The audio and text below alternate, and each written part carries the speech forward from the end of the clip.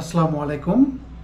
আজ থেকে ৩১ বছর আগে ঠিক এই মাসেই ঢাকা শহরে একটা বিক্ষোভ হয়েছিল। একজন অভিনেতাকে নাটকের একটা দৃশ্যে ফাঁসি ঠেকানোর দাবিতে সেই আন্দোলন করেছিল হাজারো মানুষ। তারা ব্যানার পোস্টার নিয়ে রাস্তায় নেমেছিল। তাদের যে স্লোগান ছিল, তার কথা ছিল ঠিক এরকম: বাকের ভাইয়ের ফাঁসি হলে জ্বলবে আগুন ঘরে ঘরে, মিথ্যা মামলায় বাকের ভাইয়ের ফাঁসি দেয়া যাবে না, বৌদির দুই গালে জুতা মারো তালে তালে। আমার এই কথা শুনে অনেকে হয়তো বুঝতে পারছেন আমি কার কথা বলছি। 1993 সালে সেই নাটকটি, যার রচয়িতা ছিলেন প্রখ্যাত কথাসাহিত্যিক হুমায়ুন আহমেদ, তারই রচনায় নির্মিত হয়েছিল কোথাও কেউ নেই নাটক।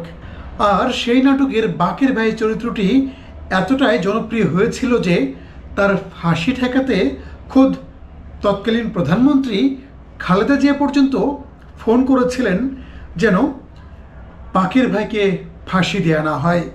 যদিও তাদের কারো কথাই শোনেননি হুমায়ুন আহমেদ। শেষ দৃশ্যে তাকে ফাঁসি দেওয়া হয়। সেটি ছিল নাটকের দৃশ্য। আজকে ঠিক ৩১ বছর পর এই সময়ে এসে সেই বাকের ভাই নামে যিনি পরিচিত, সেই আসাদুজ্জামান নূরের বিরুদ্ধে একের পর এক হত্যা মামলা হচ্ছে। তাকে প্রথমবারের মতো বাস্তবে আদালতে ওঠানো হয়েছিল।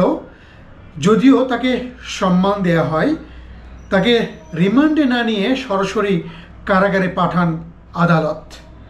এমনকি তাকে কিন্তু অন্যান্য রাজনৈতিকের মতো ডিম ছোড়ার ঘটনাও ঘটেনি। তিনি ছিলেন নীলফামারী ২ আসনের সাংসদ, আওয়ামী লীগের সাংসদ, এবং একসময় মন্ত্রীও ছিলেন।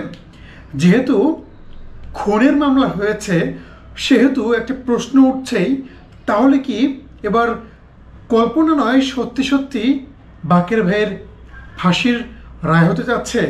তাকে কি সত্যি এবার ফাঁসি দেওয়া হবে? যদিও এটা এখনই বলা যাচ্ছে না, কারণ দীর্ঘ একটা আদালতের একটা প্রক্রিয়া আছে। সেই প্রক্রিয়ার মধ্য দিয়ে পুরো মামলাটি যাবে। সেই মামলায় যদি নির্দোষ থাকে, তাহলে অবশ্যই মুক্তি পাবেন এই বর্ষিয়ান রাজনীতিবিদ ও নাট্য অভিনেতা।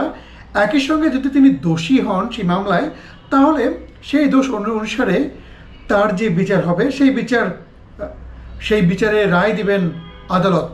তাই এখনই বলা যাচ্ছে না যে আসাদুজ্জামান নূরের ভাগ্যে এই মুহূর্তে কি আছে, তা সময় বলে দেবে।